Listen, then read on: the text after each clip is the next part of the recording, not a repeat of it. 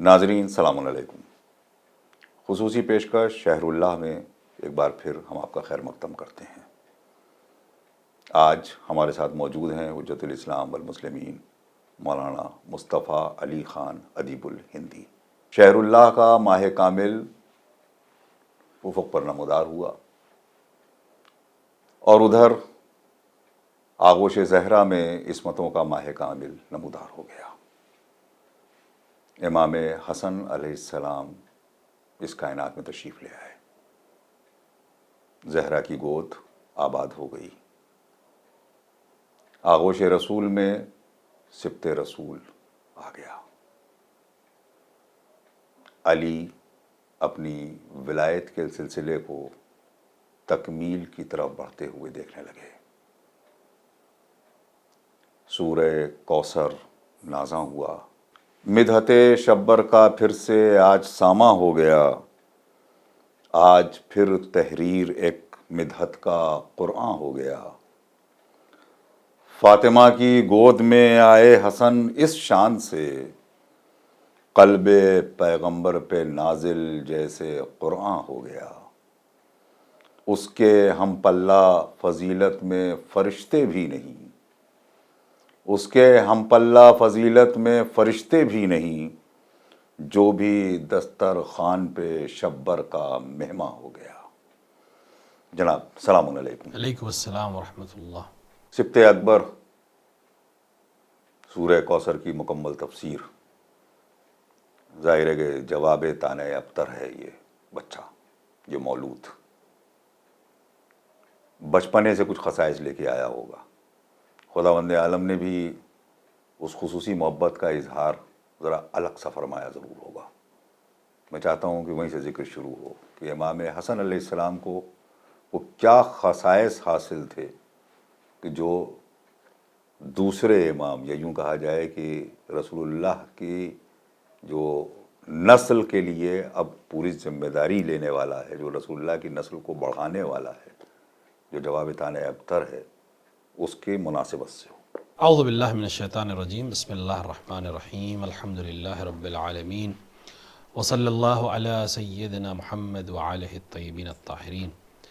سب سے پہلے امام زمان اجل اللہ تعالیٰ فرجہ الشریف کی خدمت میں ان کے جد امجد امام حسن مجتبیٰ علیہ السلام کی ولادت بسعادت کی مبارکباد، اور تمام مومنین کی خدمت میں امام حسن مجتبیٰ علیہ السلام کی مبارکباد پیش کرتے ہیں۔ امام حسن مجتبیٰ علیہ السلام، جیسا کہ آپ نے اشارہ کیا کہ پہلے مولود ہیں امام حسن، پہلے مولود ہیں جناب زہرا سلام اللہ علیہ اور امیر المومنین کے ازدواج کے ثمرے کے طور پر، اور خاندان عصمت و طہارت کی اس شخصیت کا نام ہے کہ جس کے بعد یہ سلسلہ شروع ہوا ہے اور تا صبح قیامت جاری رہے گا۔ یخرج منہما اللؤلؤ والمرجان۔ تو امام حسن کے لیے جو الطاف الہیہ ہیں وہ جو اللہ نے عطا کیے ہیں، کچھ ظاہر ہیں کچھ باطن ہیں۔ جو باطن ہیں وہ اللہ اور اس کے رسول اور خاص لوگ جانتے ہیں، لیکن جو ظاہر ہیں، اور چاہتا بھی تھا خدا کہ ظاہر ہو جائے میری یہ عطا، اس میں سب سے پہلی چیز ہے جو تقریباً پہلا سوال جو انسان کے ذہن میں آتا ہے جب بھی کوئی مولود اس دنیا میں آتا ہے، یا حتیٰ آنے سے پہلے بھی یہ سوال لوگوں کے ذہن میں آنے لگتے ہیں کہ اس کا نام کیا رکھا جائے گا۔ جی، امام حسن علیہ السلام کے نام سے ہی الطاف الہی کا آغاز ہوتا ہے، کیا کیونکہ امام حسن علیہ السلام کا نام الہی نام ہے، کیونکہ خداوند عالم نے اس نام کو منتخب کیا امام حسن مجتبیٰ علیہ السلام کے لیے، کہ جیسا کہ روایت میں پوری تفصیل ملتی ہے، بہت تفصیلی نام روایت کے ہے۔ پہلے کبھی کوئی دوسرا حسن نہیں عرب آیا میں تھا۔ حسن نام استعمال ہی نہیں ہوا تھا اب تک، یعنی امام حسن مجتبیٰ کے نام نامی تک لفظ، ایسا نہیں کہ حسن لفظ موجود نہیں تھا، حسن لفظ موجود تھا لیکن عنوان نام استعمال نہیں ہوا تھا۔ اور اس کی پوری تفصیلی روایت ہے کہ امیر المومنین نے جناب زہرا سے سوال کیا کہ آپ نے بیٹے کا نام کیا رکھا ہے۔ خود یہ سوال کرنا امیر المومنین کا کتنے اہم پیغامات دیتا ہے۔ آج کے معاشرے میں جہاں ماں سے پوچھا ہی نہیں جاتا کہ اس کی کیا خواہش ہے اپنے بیٹے کے نام رکھنے کے سلسلے میں، اب اگر لوگ اس روایت کو غور سے دیکھیں تو شاید سب سے پہلا حق ماں کا ہی ہے کہ وہ نام کیا رکھے۔ امیر المومنین نے بھی جس نام پر فخر کیا وہ نام تھا جو ماں نے رکھا تھا ان کا۔ تو لہٰذا اور جناب زہرا کا جواب کہ میں آپ پر سبقت نہیں کروں گی، اور امیر المومنین کا کہنا کہ میں پیغمبر پر سبقت نہیں کروں گا، پیغمبر نے آ کر کیا سے دریافت کرنا، اور پھر پیغمبر کہنا کہ میں خدا پہ سبقت نہیں کروں گا، پھر جبریل کا نازل ہونا، وہ پوری ایک تفصیلی روایت ہے۔ لیکن جو خلاصہ ہے اس روایت کا وہ یہ ہے کہ خداوند عالم نے نام منتخب کیا خود امام حسن مجتبی علیہ السلام کا۔ اب دو مسئلے ہو سکتے ہیں، ایک دفعہ نام ہم انتخاب کرتے ہیں، ایک عام انسان انتخاب کرتا ہے نام کو اچھا سمجھ کر، نام اس برکت کے ساتھ کہ انشاءاللہ اس نام سے اس بچے کو یاد کیا جائے گا، اس کی تاثیر اس کے اندر آئے گی، بہت سے چیزیں ہوتی ہیں۔ اور ایک دفعہ نام کو خالق نام منتخب کر رہا ہے اپنی مخلوق کے سب سے اعلیٰ ترین مخلوق کے لیے، تو یہ صرف ایسے ہی انتخاب نہیں ہو سکتا، کسی وجہ سے یہ نام انتخاب کیا۔ کچھ اس کے ظاہر ہوں گے، جیسے کہ مثال کے طور پہ اس روایت میں بھی ملتا ہے کہ چونکہ شبر نام رکھنا تھا اور شبر عمرانی ہے تو اس کا ترجمہ حسن ہوگا، یہ ظاہر ہے۔ لیکن اگر آپ اصل دیکھیں تو خود حسن لفظ کو اگر ہم دیکھیں تو اس لفظ میں بہت کچھ چھپا ہوا ہے، سارا حسن چھپا ہے۔ کوئی بھی چیز اگر کوئی بھی نام رکھ دیا جاتا تو وہ اس کمال تک نہیں پہنچ سکتا تھا جو صرف ایک لفظ حسن پہنچ سکتا ہے، کیونکہ تمام جتنی بھی ایٹریبیوٹس ہیں، جتنے بھی دنیا میں اچھائیاں ہیں، نیکیاں ہیں، ان کو اگر آپ گنوانا شروع کریں تو سب کا ایک ایک بار آپ کو نام لینا پڑے گا۔ لیکن اگر آپ کہہ دیں حسن تو ہر چیز اپنے آپ اس کے اندر آ جائے گی، سما جائے گی، شجاعت بھی اس میں آ جائے گا، حسن بھی اس میں آ جائے گا، کرم بھی اس میں آ جائے گا، نسل بھی آ جائے گی، اعلیٰ مرتبت بھی آ جائے گا، ہر چیز آ جائے گی۔ لہٰذا یہ حسن ہے۔ اگر کسی نیکی کو سراپا دیکھنا ہو پیکر بشری کے روپ میں تو اس مولود کو دیکھنا ہے۔ سبحان اللہ، سبحان اسی لیے رسول اکرم سے اور بھی بہت سی حدیثیں ہیں رسول اکرم کی امام حسن کے سلسلے میں، آپ نے فرمایا کہ اگر عقل مجسم کو دیکھنا ہو تو میرے بیٹے حسن کی طرف دیکھو، اگر حسن کو دیکھنا ہے تو میرے بیٹے حسن کی طرف دیکھو، اور اس سے تفصیلی، کیونکہ اگر مجھے دیکھنا ہے تو میرے بیٹے اور روایات میں ملتا ہے کہ آپ کا جسم ظاہری یعنی پیکر ظاہری بھی بالکل مشابہ تھا رسول اکرم صلی اللہ علیہ وآلہ سے۔ لہٰذا جب امام حسن کو لوگ دیکھتے تھے تو رسول اکرم کی شباہت کو باقاعدہ اس میں ملاحظہ کرتے تھے۔ تو بچپن سے ہی یعنی ابتدا ہے ابھی زندگی کی ظاہری، اس دنیاوی زندگی کی ابتدا ہے، نام خدا نے رکھا ہے۔ رسول اکرم صلی اللہ علیہ وآلہ نے اپنی آغوش میں لے کر اس مولود کے سلسلے میں بہت سی چیزوں کو کہنا شروع کیا اور اپنی اولاد کی طرف نسبت دی کہ میرا فرزند ہے، اور اسی کے ساتھ ساتھ خداوند عالم کی طرف سے جو نعمتیں آپ کو حاصل ہوئی، لہجہ پیغمبر کا عطا کیا گیا، جب آپ بولتے تھے تو بالکل پیغمبر کی طرح بولتے تھے۔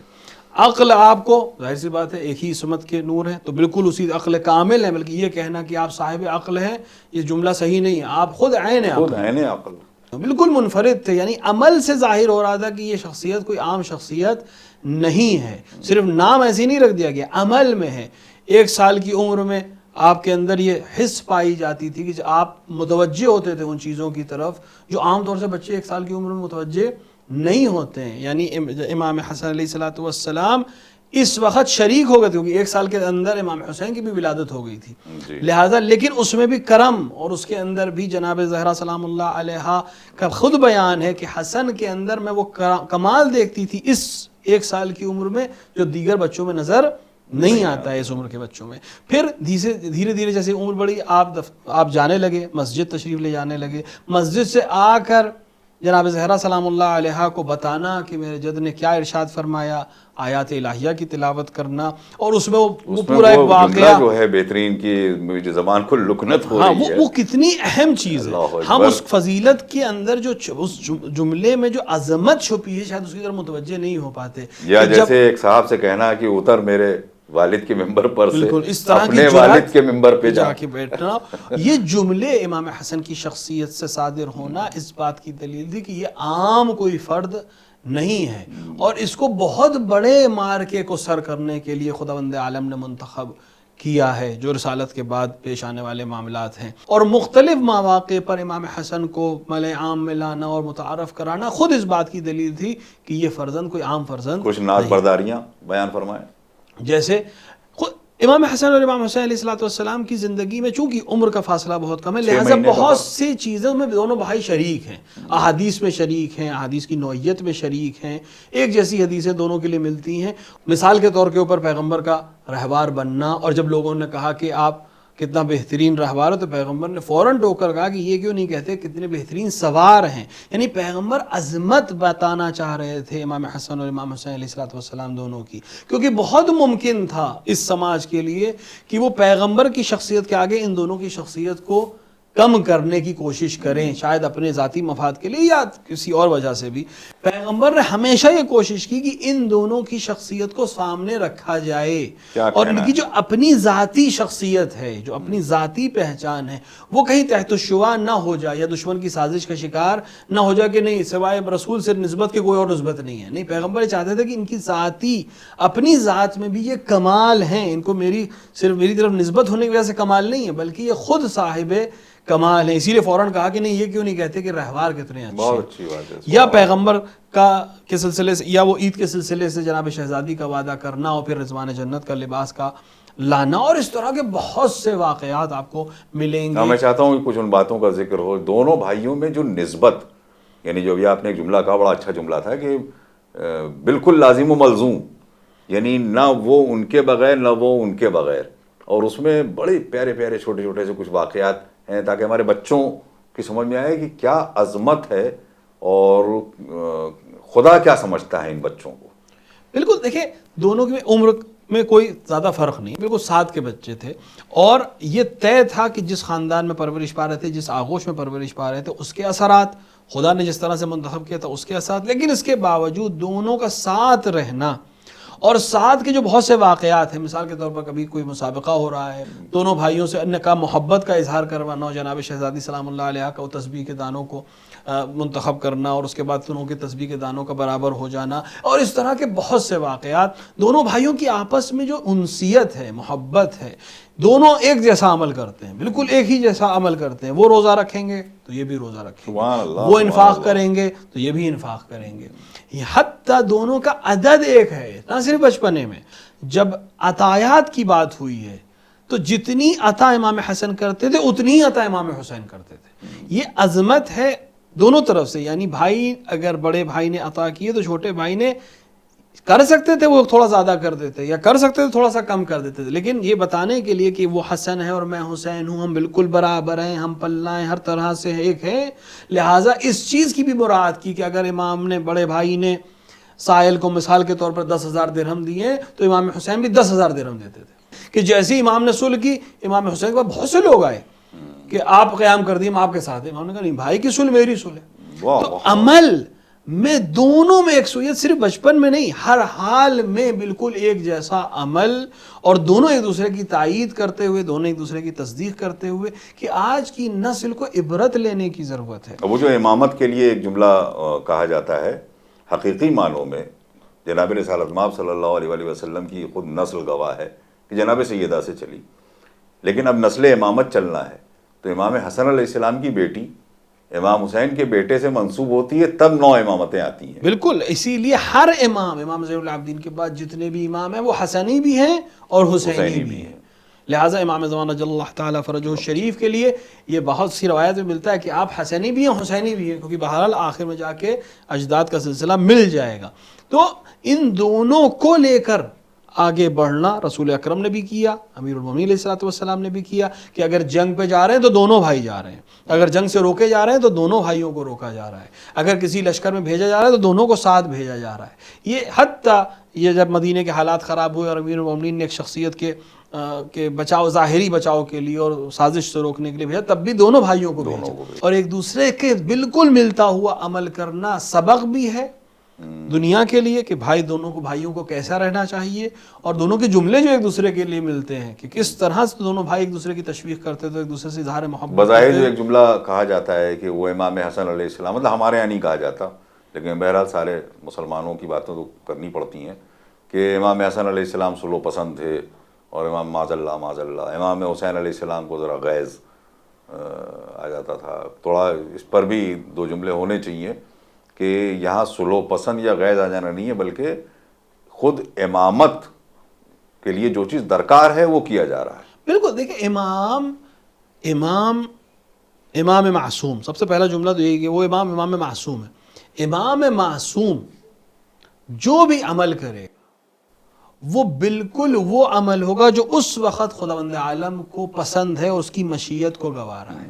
اگر خداوند عالم کو جنگ چاہیے تو امام سے بہتر کوئی جنگ نہیں کرے گا. اگر خداوند عالم کو صلح چاہیے تو امام سے بہتر کوئی صلح نہیں کرے گا. یعنی جب عین حالت ایسی ہوگی کہ اس وقت صلح کی ضرورت ہی نہیں ہے، فتح و نصرت بالکل سامنے ہے ظاہری طور پر، وہ ان حالات میں رضائے الہی کے لیے صلح کر لے گا. جیسے رسول اکرم نے صلح حدیبیہ اس وقت کی جب بالکل پاور میں تھے ظاہری طور پر، 10,000 کا لشکر آپ کے پاس تھا.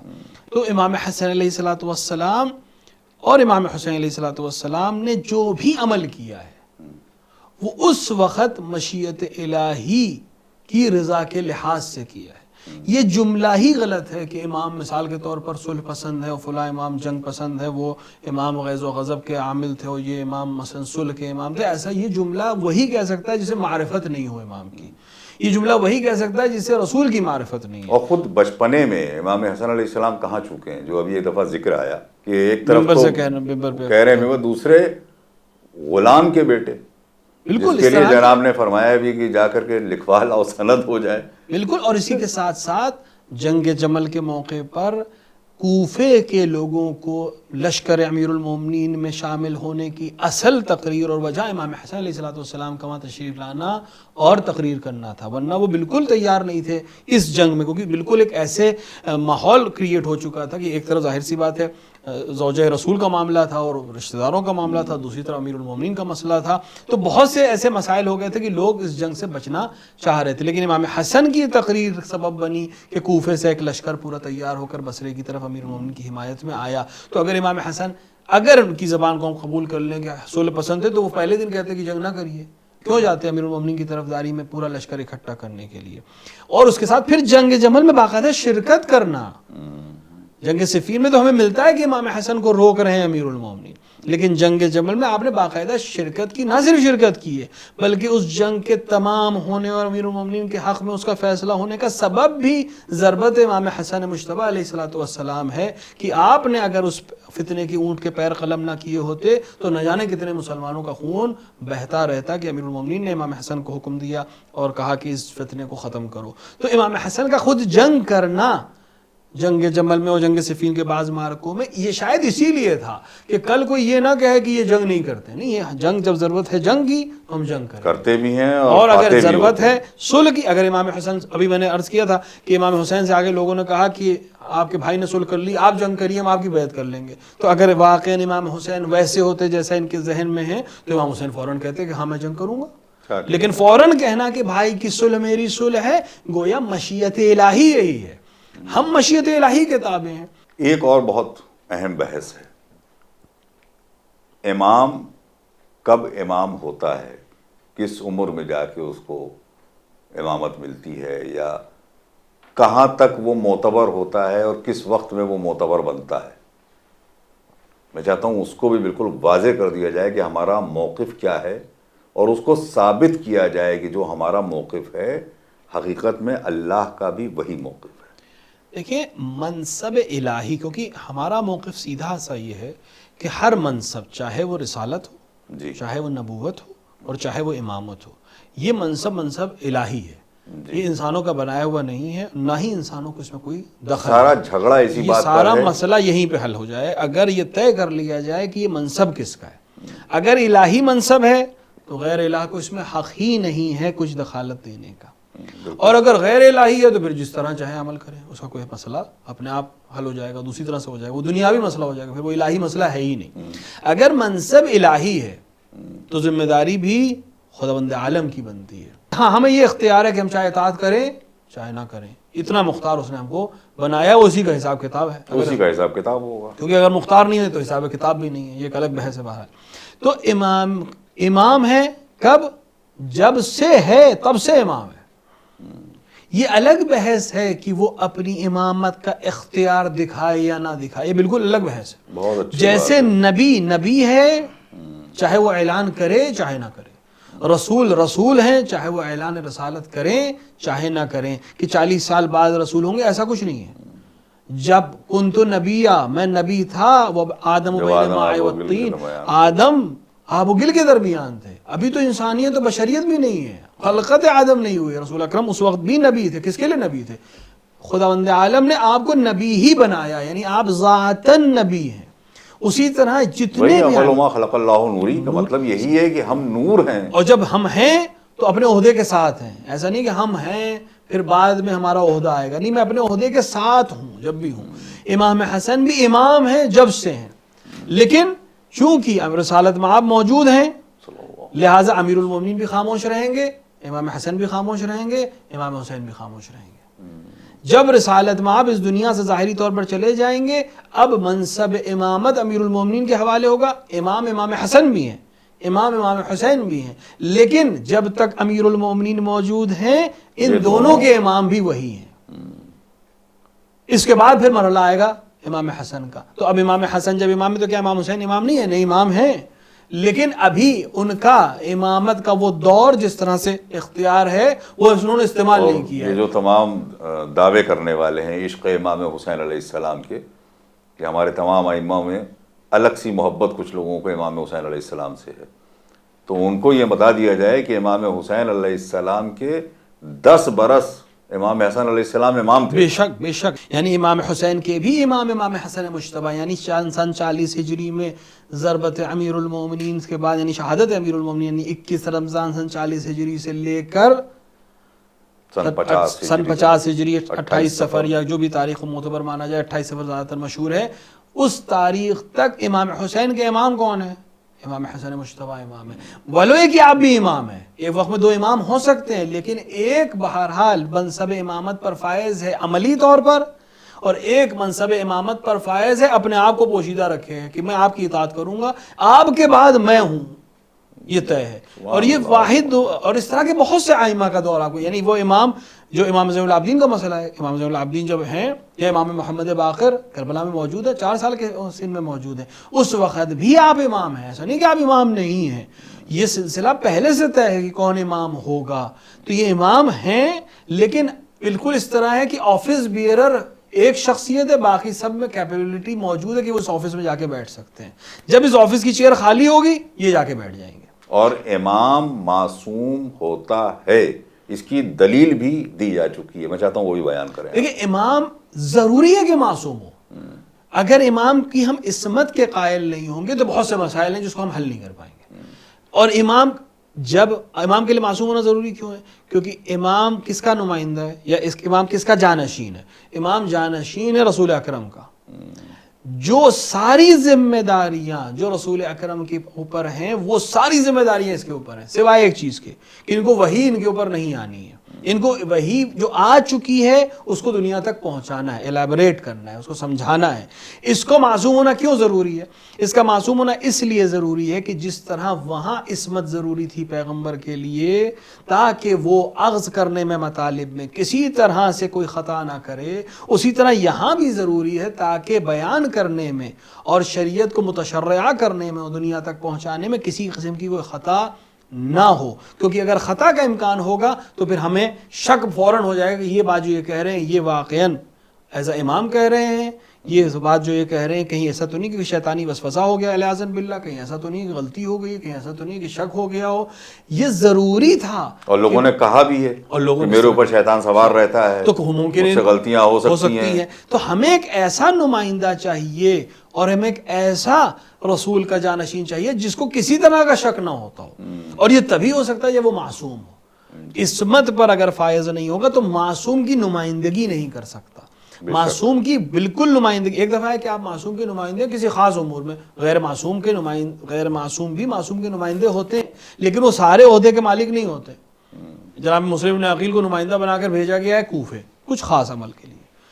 امام نے اپنی زندگی میں کسی کو گورنر بنایا، نمائندہ ہے وہ امام کا، لیکن حکومت کے کچھ کاموں میں، نہ کہ امام کی تمام شرائط پر وہ امام کی نمائندگی کر رہا ہے. تمام چیزوں میں نمائندہ نہیں ہے، کچھ خاص امور میں نمائندہ ہے. آج ہمارے علماء نمائندے امام ہیں، تو امامت کے تمام فرائض میں نمائندے ہیں نہیں، امور حزبیہ میں امام کے نمائندے ہیں. یعنی وہ امور جو تعطیل نہیں ہو سکتے غیبت کے زمانے میں، وہ امور جن میں لوگوں کو ہر دن کام پڑے گا، اس میں کس کی طرف جائیں؟ امام نے فرمایا ہمارے علماء کے پاس جاؤ، وہ تمہیں بیان کریں گے، وہ تمہاری رہنمائی کریں گے. ہم علماء کی عصمت کے قائل نہیں ہیں، ہم علماء کی عصمت کے قائل نہیں ہیں، کیونکہ وہ علماء کو وہ ذمہ داری نہیں ہے. جو عصمت پر فائز ہونے والی کی ذمہ داری ہوتی ہے، کیونکہ علماء کو دین کو شریعت نہیں دینی ہے، ان 14 معصومین کو دین کی ولایت تکویناً بھی حاصل ہے اور تشریعاً بھی حاصل ہے، یعنی تکوین میں بھی دخالت رکھتے ہیں اور تشریع میں بھی دخالت رکھتے ہیں، ایک بہت لمبی بحث ہے۔ لہٰذا معصوم ہونا ضروری ہے، اور جس آن سے اس آن سے معصوم ہونا ضروری ہے، اور اس کی سب سے بہترین دلیل خود واقعہ مباہلہ کا ہے، یعنی جہاں پر رسول کی سچائی کی تصدیق ہونی تھی، وہ بھی ان کے سامنے جو اپنے آپ کو سب سے زیادہ مقدس سمجھتے تھے۔ لیکن رسول کے سامنے 3 طرح کے اپوزیشن تھے۔ ایک وہ اپوزیشن ہے جس کو اپنی طاقت پہ گھمنڈ تھا، اس کا جواب رسول نے طاقت سے دیا، اس نے جنگیں کی، رسول نے بھی جنگ کی۔ دوسرا تھا جس کو دولت کے اوپر زور تھا، یعنی یہود، آج تک پوری دنیا میں صرف دولت کی وجہ سے اپنے آپ کو طاقتور مانتے ہیں اور منواتے ہیں۔ رسول اکرم نے زہد کے ذریعے ان کا جواب دیا کہ دولت کوئی چیز نہیں۔ سبحان اللہ سبحان اللہ۔ تیسری جو پاور تھی وہ نصرانی تھے، جو اپنے آپ کو مقدس سمجھتے تھے، صدیق، اپنے آپ کو قدیسیت کے دعوے دار تھے۔ ان کا مقابلہ طاقت سے نہیں ہو پائے گا، ان کا مقابلہ صرف زہد و ورع سے نہیں ہو پائے گا، ان سے تو ہمیں یہ کہلوانا ہوگا کہ ہم سے بڑا بھی کوئی مقدس ہے۔ سبحان اللہ سبحان اللہ۔ اسی لیے ان کا مقابلہ میدان جنگ میں نہیں ہوا، ان کا مقابلہ گھر میں بیٹھ کر اس طرح سے نہیں ہوا کہ تم اپنے مال کے اوپر، متاع کے اوپر غرور کرتے رہو، ہمیں تمہاری ضرورت نہیں۔ ان کا مقابلہ اس طرح سے کیا گیا کہ جب کہہ دیا گیا کہ اب کل آنا ہے مباہلہ کے میدان میں، تم اپنے فرزندان کو لے کر آؤ، اپنے لے کر آئیں، اور اس کے بعد پیغمبر کا صرف انہی زوات کو لے جانا۔ کیا عمر ہے امام حسن مجتبیٰ علیہ السلام کی، کیا عمر ہے امام حسین علیہ السلام کی؟ روایات کہتی ہے کہ امام حسن پیغمبر کی انگلی پکڑ کے چل رہے تھے، اور امام حسین آغوش میں تھے، یعنی بہت چھوٹے تھے دونوں۔ ان دونوں کو لانا اس عمر میں، اور پھر وہ جملہ کہلوانا جو راہب نے وہاں سے آواز دی یا ان کے سرداروں نے آواز دی، وہ یہ جملہ، یہی جملہ ہی ان سے کہلوانا تھا کہ اب میں ان لوگوں کو دیکھ رہا ہوں کہ اگر وہ پہاڑ کو ہلنے کا حکم دے دے تو پہاڑ اپنی جگہ سے ہل جائے گا۔ یہ جملہ ان پیغمبر کو تو نہیں دیکھ رہے تھے، وہ پیغمبر کو دیکھ چکے تھے، امیر المومنین کو بھی دیکھ چکے تھے، صرف 3 ذات ایسی تھی اس واقع مباہلہ میں جو وہ پہلی بار دیکھ رہے تھے، 2 بچوں کو اور 1 خاتون کو۔ یہ 3 آ کر پیغمبر کی عظمت کی گواہی دلوا رہے تھے ان سے جو اپنے آپ کو سب سے زیادہ مقدس سمجھتے تھے، اور انہوں نے بھی گواہی اس چیز کی دی کہ آپ مقدس ہیں، اس چیز کی گواہی دی کہ بارگاہ الہی میں آپ کو وہ مقام حاصل ہے کہ آپ تکوین کو پلٹ سکتے ہیں۔ ان 5 میں سے اگر کسی ایک کو بھی کم کر دیا جائے، یعنی آپ اس کو ماننے میں یا اس کے معیار میں کچھ 19 ہو جائیں اگر کسی کو بچانے کے لیے، تو بھی آپ اس نور سے محروم رہ گئے جو ان 5 کے ذریعے آپ کو حاصل ہونا ہے، بالکل، اور وہی اصل نور الہی ہے۔ بالکل، اس میں کوئی شک ہی نہیں ہے کہ یہ 5، اور اسی سلسلے کو اگر ہم بڑھائیں تو پورے 14 یہ پورے 14 انوار جو ہیں، یہ انوار الہیہ جو اصل میں خلقت اول ہیں، ان میں سے کسی ایک کو ایک آن کے لیے بھی کم یا زیادہ کرنا۔ اور اس کے مرکز میں جو بی بی ہے اس کا نام ہے شہزادی کونین جناب سیدہ سلام اللہ علیہا، کہ ان کے لیے ایک لمحے کو بھی اگر یہ سوچ لے کوئی مسلمان کہ وہ کہیں پر بھی غلطی پر تھیں، العیاذ باللہ، تو وہ گیا دین سے۔ بالکل، پیغمبر کا لے کر آنا شہزادی سلام اللہ علیہ کو اس مارکے میں، کسی مارکے میں شہزادی تشریف نہیں لے گئی ہیں، صرف اسی مارکے میں تشریف لے گئیں کیونکہ یہ صداقت کا مارکہ تھا۔ سبحان اللہ سبحان اللہ۔ یہاں صدیقیت ثابت ہونی تھی، اسی لیے صدیقہ کو لے کر گئے تھے کہ ایسی ذات کو میں لے کر آؤں گا کہ جو معیار ہے پوری دنیا کی صداقتوں کا، اور جو ایک ایسی دھری ہے جو عصمت کے ساتھ ساتھ امامت اور نبوت کی کڑی کا نام ہے، ادھر سے امامت اور ادھر سے نبوت، ان دونوں کو جوڑنے والی کڑی کا نام جناب زہرا سلام اللہ علیہ ہے۔